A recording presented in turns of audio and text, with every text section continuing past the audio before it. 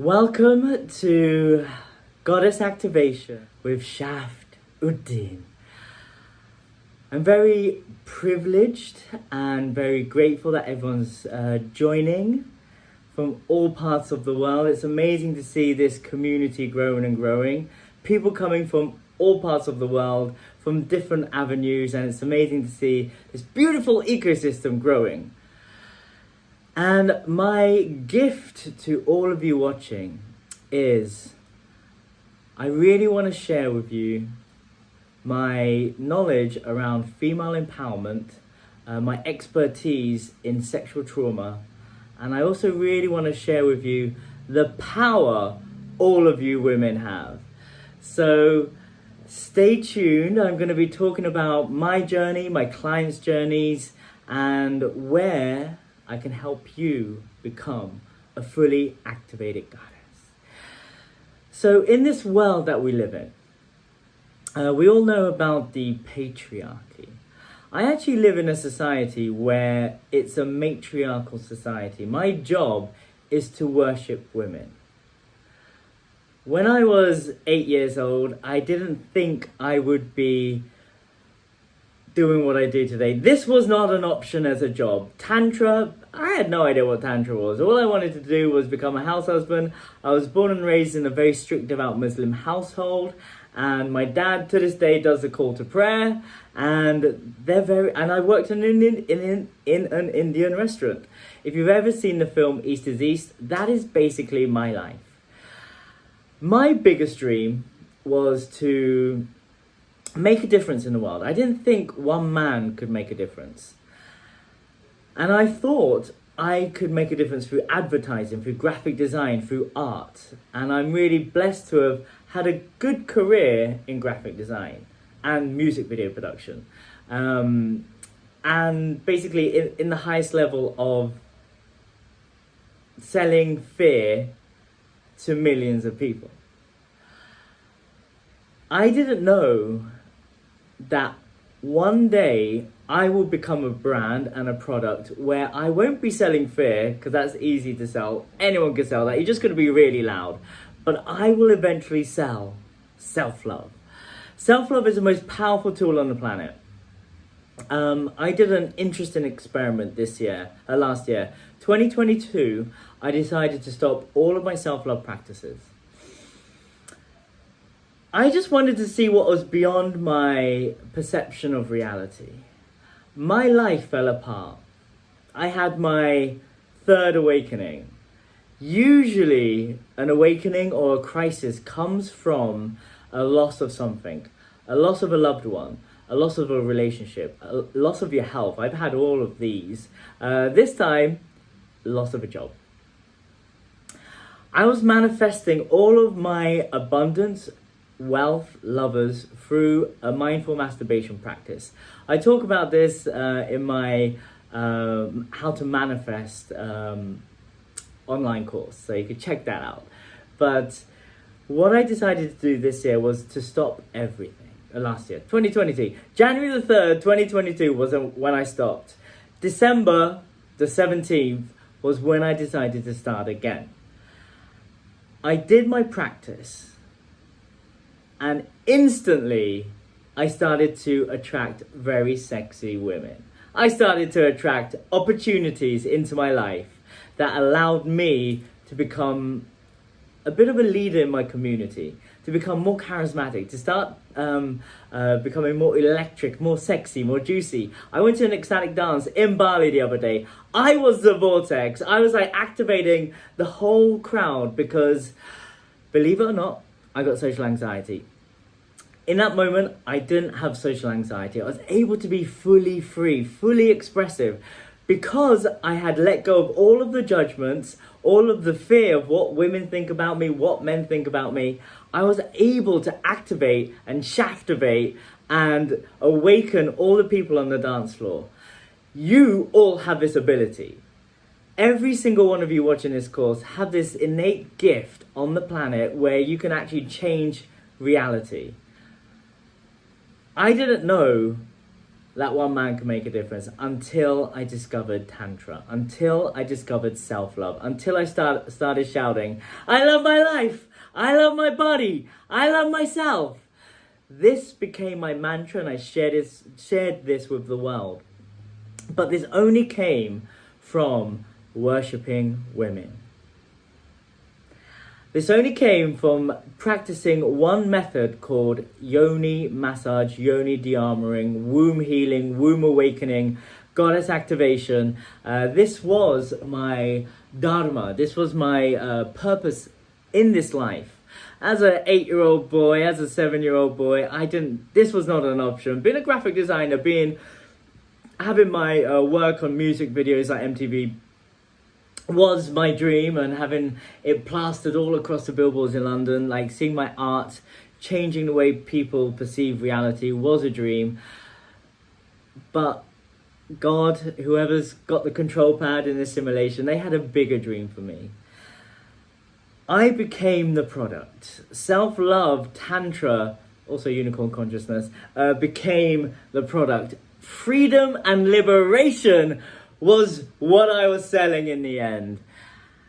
If I could change one person's inner monologue from I hate myself to I love myself, I get to change one person's life. This is what I learned from studying Tantra. This is what I learned from worshipping women. Now, I'll tell you why this is important and how this could change your life, but also save your life. How it could affect your relationship and magnetize more incredible relationships. There is an awakening happening in the world. It happened on a collective level through the COVID crisis. Everyone had to start looking inside of themselves. The people call it the woke culture or wellness. Gwyneth Paltrow literally stole my idea when it came to creating a documentary about the work that I do. Her version of that is Sex, Love, Goop. I have been dreaming about that since 2017. This awakening of Shakti energy, the feminine energy, the awakening of women, is one of the biggest industries on the planet right now.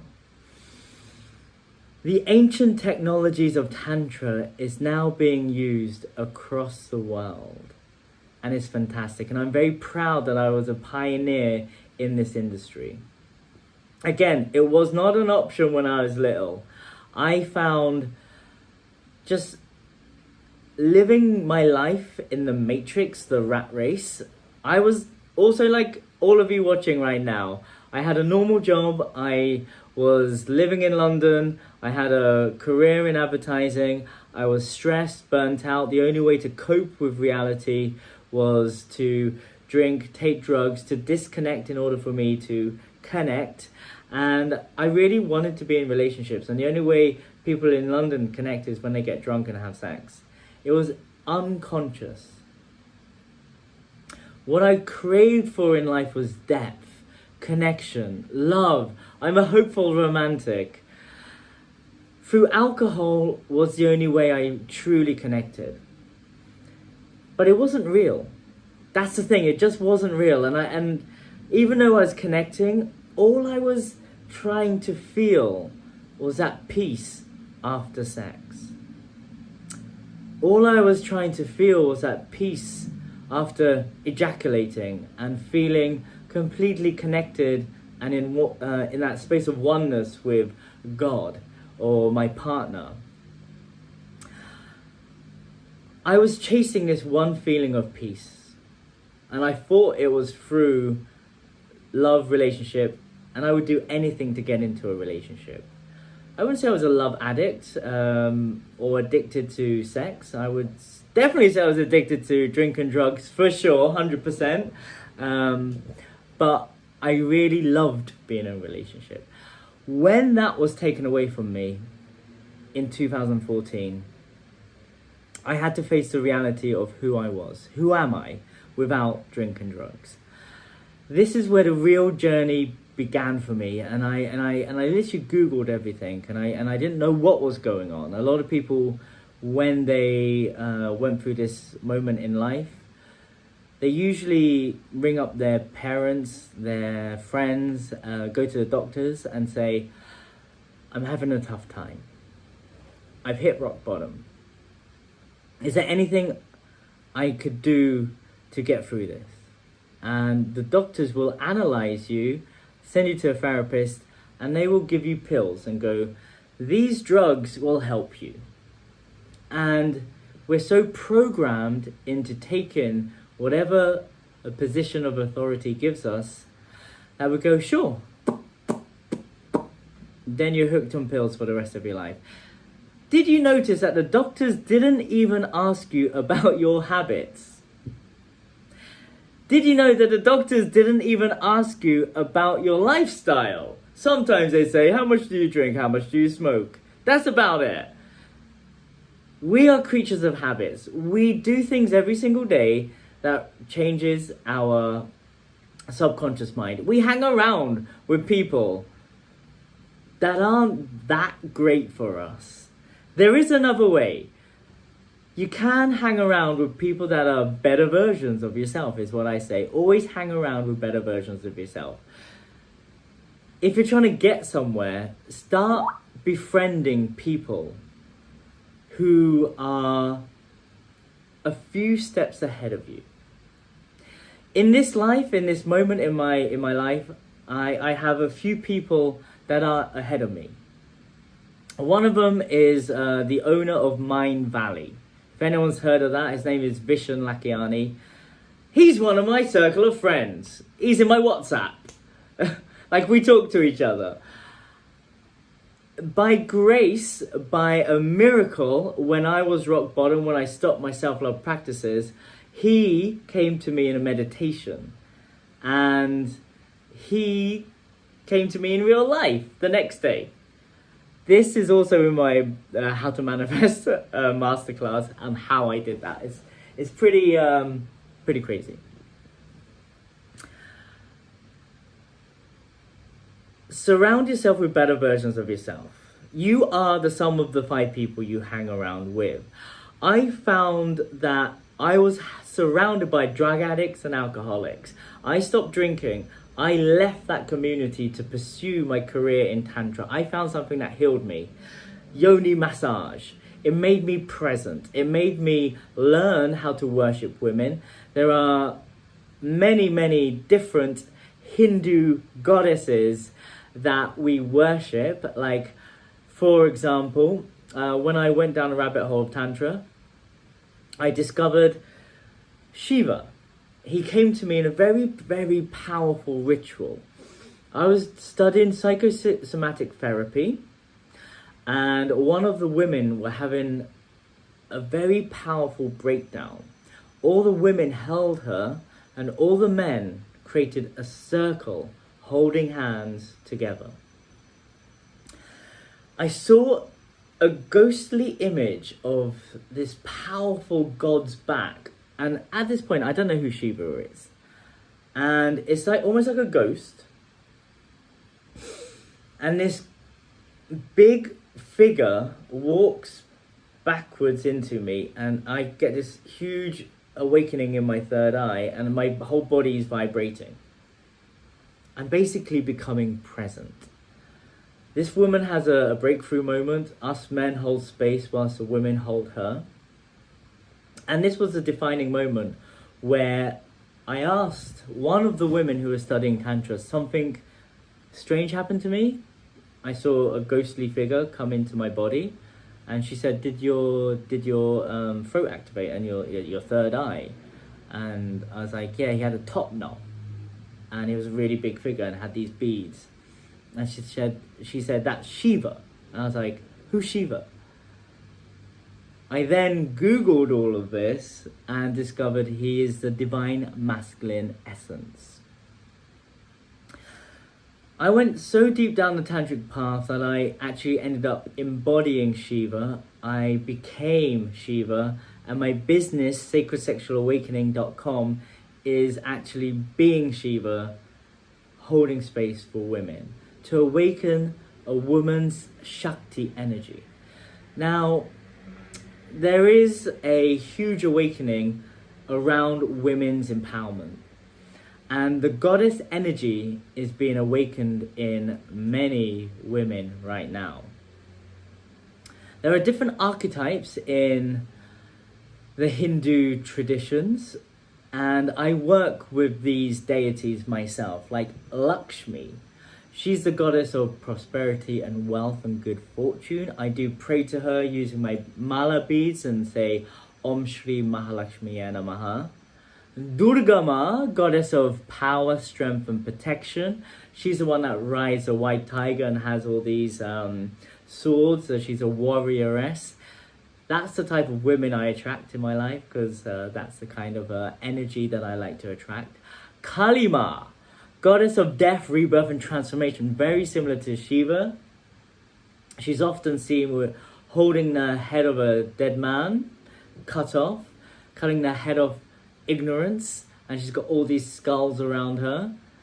She is a very powerful goddess, and Kali, she comes up every so often when a woman's rage erupts. And in my culture of Tantra, women are encouraged to show their full selves. In society, women have been shut down for being fully expressive. I mean, fully expressive women were burnt for hundreds of years because they thought they were witches. This was women with awakened sexual energy. Saraswati is the goddess of knowledge, wisdom and the arts, and she's someone that I'm starting to pray to now, because I'm starting to awaken my throat chakra to start to sing, and I'm starting to attract these women. Always surround yourself with better versions of yourself.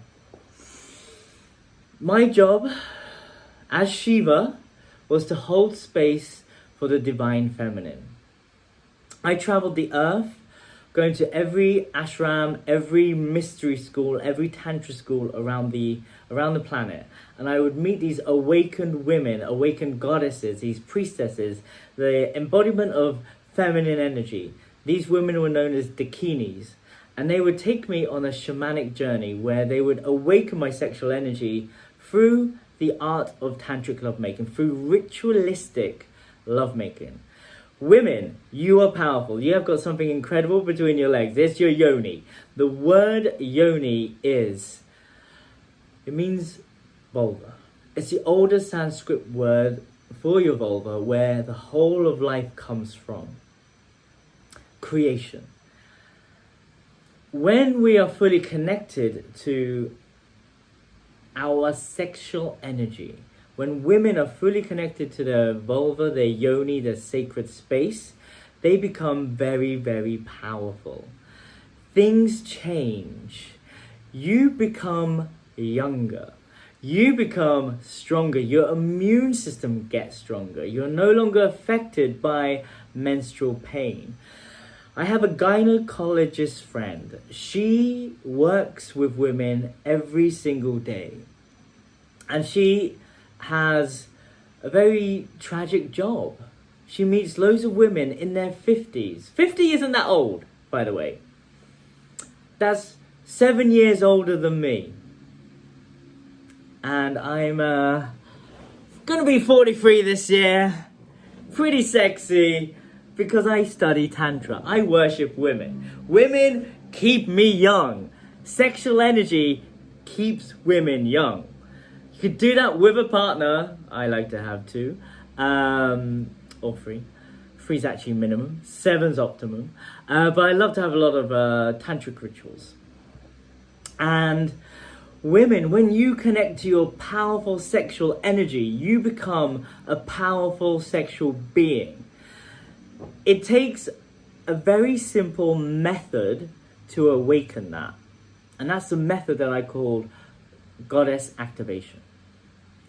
It's a daily practice. It's a daily, like Tantra, I call is the path of discipline, which leads to liberation. With the daily practices, you will find freedom. You will find rebirth. You will die, your ego will die, and you will find another mystical way. So Goddess Lakshmi, Durga, Kali, Saraswati, all of these goddesses are also replicated in other mythoses, such as the Greek mythologies, Norse mythologies. I used to pray to Goddess Freya when I was living in Sweden to get my lovers, Goddess Freya used to deliver. And I love Goddess Freya because she literally rides across the universe and across space and the world on a sleigh, a chariot, a golden chariot pulled by two cats. And she's super hot. She's a warrior, the goddess of fertility. In the matriarchal period that we were in before patriarchy, people worshipped something that was real, the sun and the earth, because that provides us love and light, and food comes from the earth. So they really put their intention into what fed us. Mother Earth, the goddess that is the mother that holds us, the entity called Gaia. Like, the female energy is the creative energy. The feminine energy is the one that makes us sing, dance, and be sexy.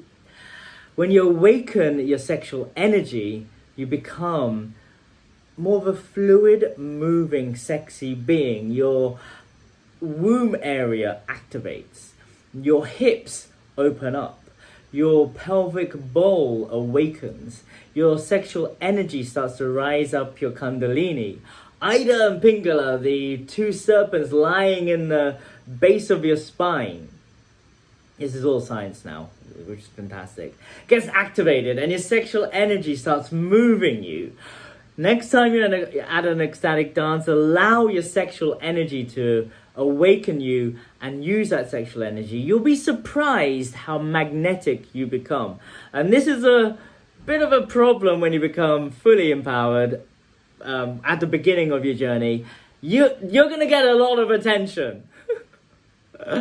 And this is where Tantra, boundaries, consent, healing your past traumas, activating your sexual energy, these are the practices that you have to embody to protect your energy.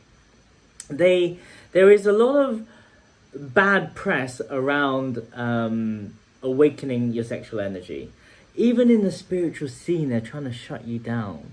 It's really, really sad what happens in the conscious communities, in spirituality, in religions.